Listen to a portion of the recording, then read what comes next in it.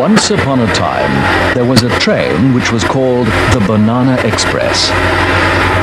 It ran along a narrow gauge from a seaside town called Port Shepstone on the Natal south coast to an inland hamlet called Harding, a distance of some 122 kilometers, or 76 miles. Here are some scenes and some sounds to remember of steam on the narrow gauge. There is a magical quality about a steam engine coming to life, as it were, after being fired up for its task.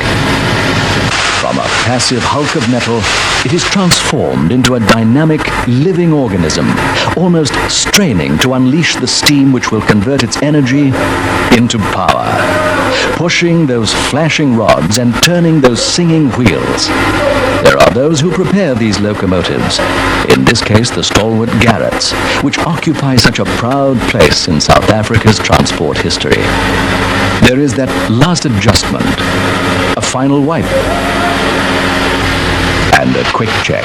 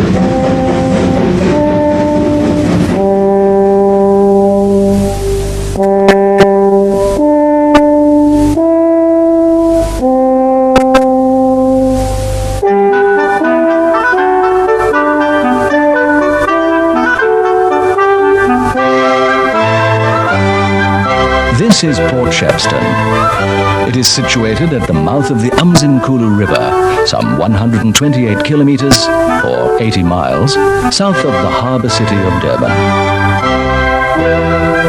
Named after a Victorian statesman, Sir Theophilus Shepstone, who played an important role in the development of Natal from 1850 to 1870, modern Port Shepstone still retains an unmistakable British flavour, although there is some Oriental influence as well.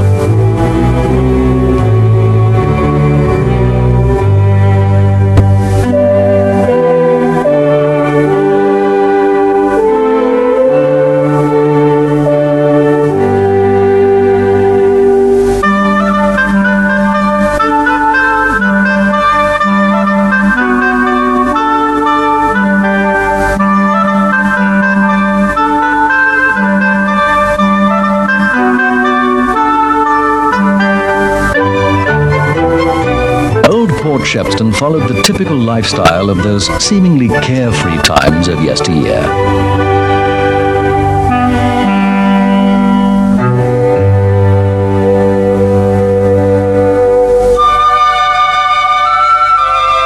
And there had to be those who maintained order. Before the rail came, there was a pont across the river. And then a unique combination road-rail bridge was constructed.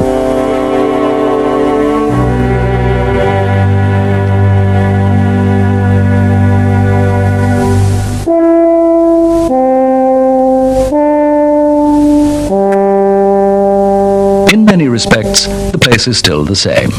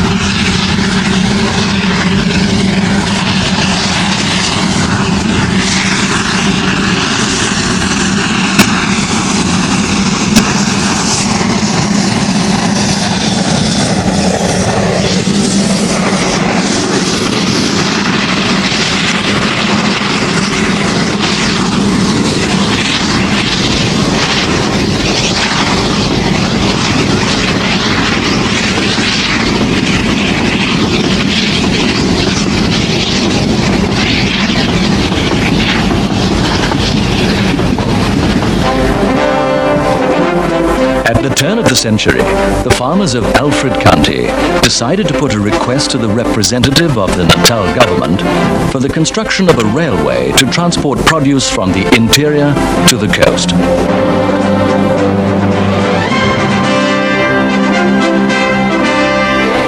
The proposal was submitted to Natal's Legislative Assembly in 1908. A feasibility study had been made, and the proposal seemed practicable. There is a development going on in that district brought about by the promise of a railway. We cannot expect our sparse population that should pay handsomely in return. Nonsense! What about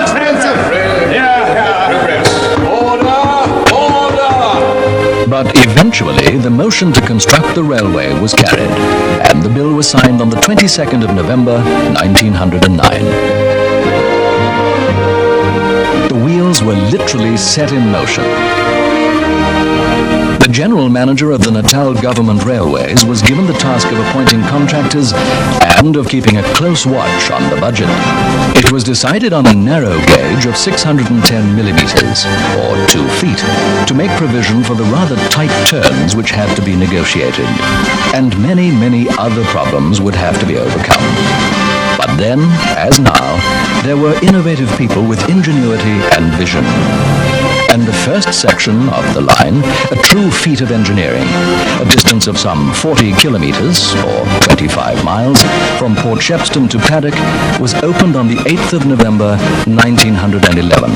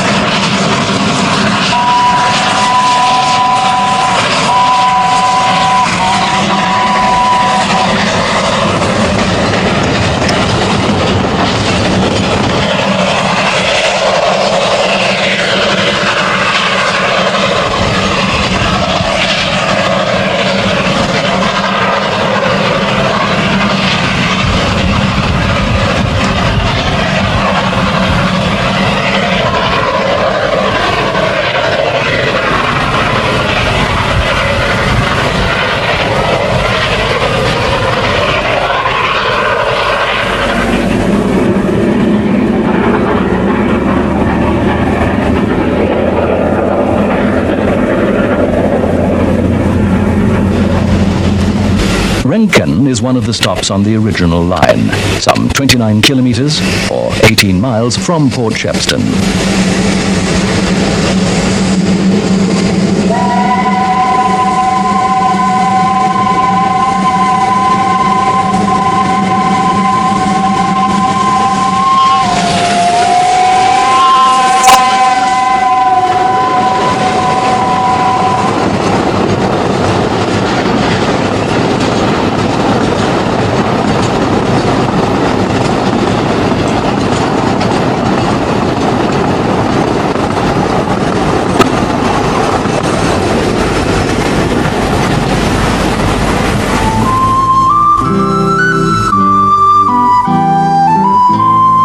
One of the most awe-inspiring sights of scenic splendor along the route is Oraby Gorge, where tall orange sandstone cliffs stand as sentinels over a dense forest of trees, creepers, and flowering plants. This proclaimed nature reserve has an abundance of wildlife, especially small antelope.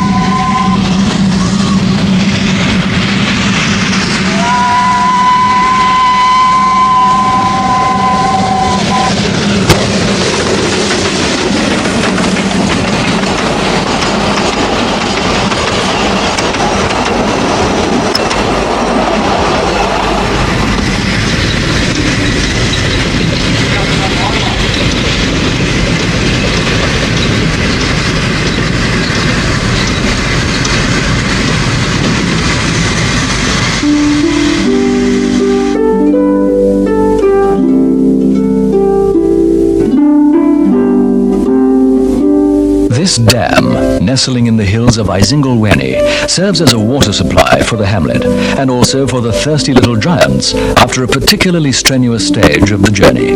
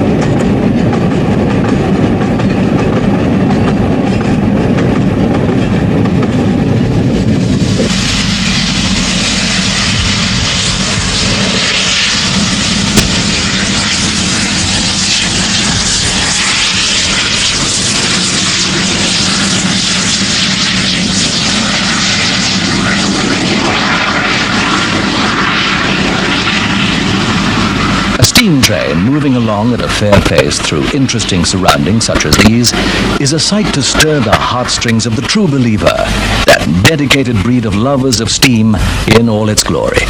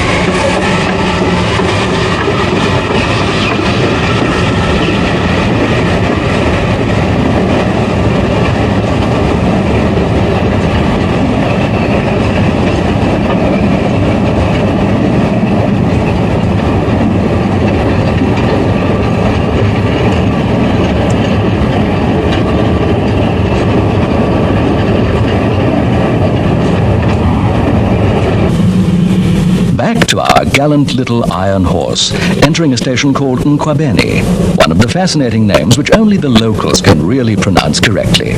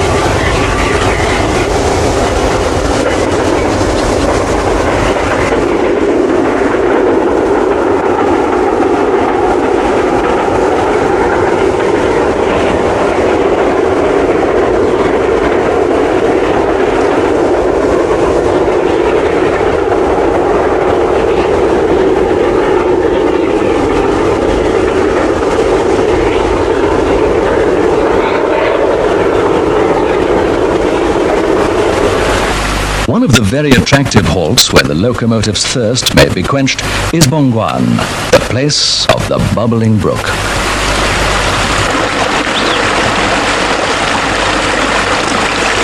Near Bongwan, natural CO2, better known as carbon dioxide, rises from the depths of the earth, spluttering and popping as it breaks the surface of the water.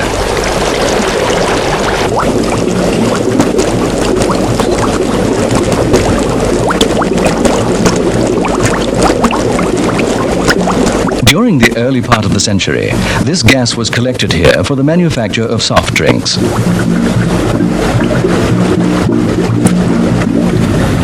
Harding lies at an altitude of some 3,000 feet above sea level.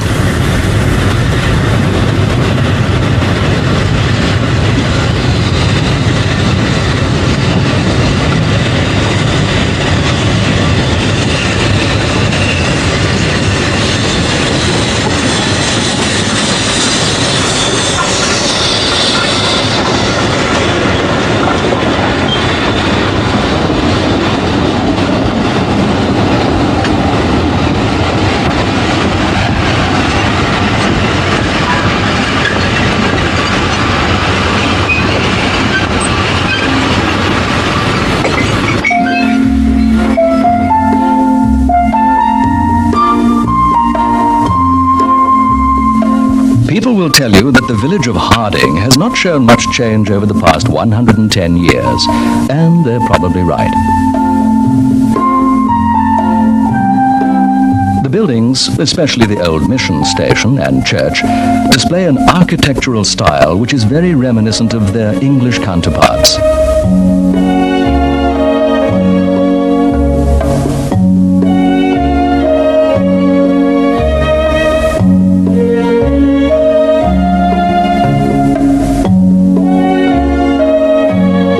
British traditions and way of life are still very strong in this fascinating little town.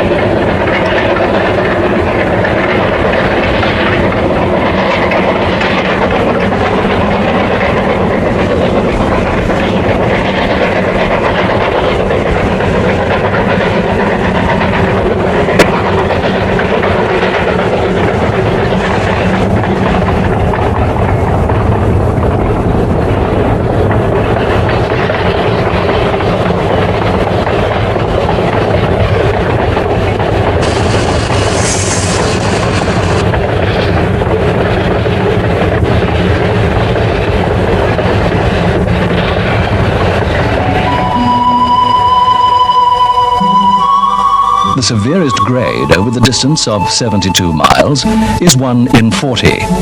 And in several places, the line had to be built in a series of loops, which the drivers called balloons, in order to get to the top. The train doubles back so many times, separated from itself by only a few yards, that for 15 minutes the only impression of traveling is perpendicular.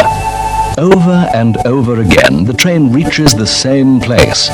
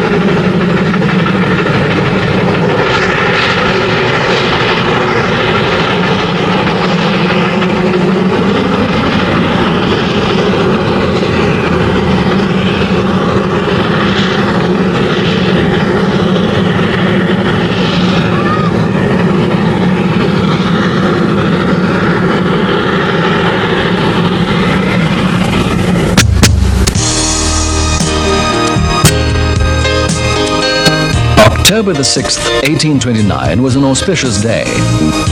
Robert Stephenson proved with his steam engine named Rocket that steam power could indeed be utilized to draw considerable loads on wheels along a rail track. This memorable event took place at Rainhill, between Manchester and Liverpool, along a 1.5-mile track. That date also marked the birth of a cult, the brotherhood of steam and rail, a love shared by millions around the globe. It goes much deeper than fascinating interest. It's something bordering on glorious addiction, this passion for power generated by steam, and the many sounds of wheels on rail, a symphony of clanging clutters, clinks, thuds, hisses, and of the changing pitch of the whistle's wail as the engine thunders by. But in sections like these, the progress is slow. Wilson's cutting, where the ingenuity and planning skill of the construction engineers are superbly illustrated. Here, the brave little garret with its load literally hugs the slopes through which it winds its way. Mr. Wilson was a local magistrate who had seen the possibility of a passage between the mountains. It is also told that his motor car had been blown off the road near this spot by a strong wind and had come to rest on the track itself. Fortunately, no one was injured.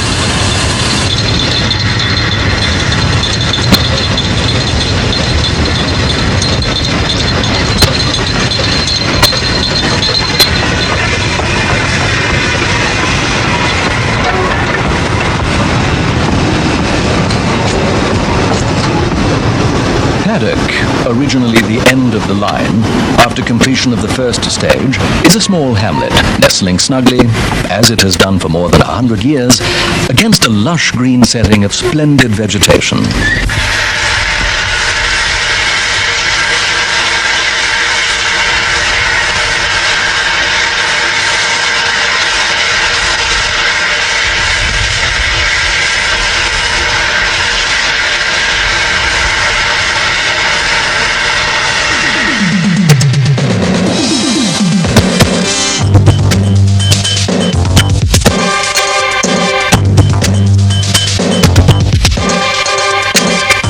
One of the locomotives, with the endearing name of Snowy, had a thorough overhaul in the Petermaritzburg workshops. It's more than professional expertise. It's a case of dedicated and loving care. They work extremely hard, these Garretts, and their moving parts are checked meticulously.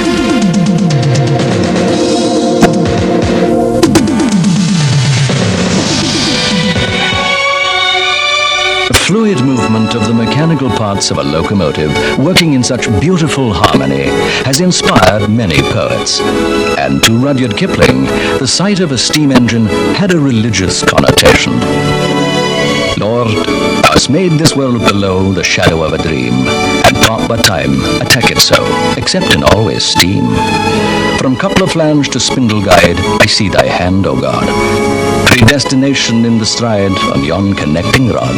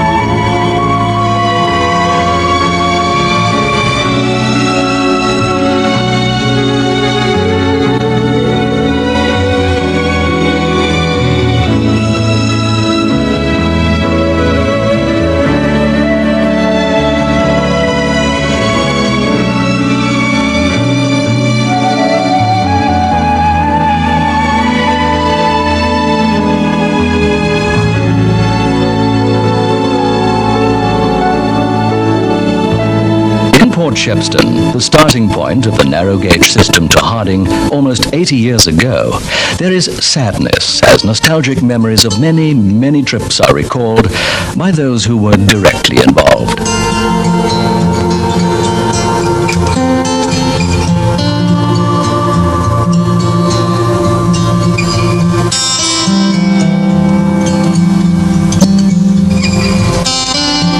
The plates are packed away. Serious faces reflect heavy hearts. Progress has demanded that rail travel by means of steam shall die. But there are those who would never accept this harsh sentence. They want to keep the memory of steam alive for its sheer beauty, its comforting sounds of stability and strength, and perhaps to serve as a reminder of times when the world knew the real meaning of values such as friendship and compassion. There has to be progress, but we should also preserve the past. For in order to know where we are going, we should always know where we have come from.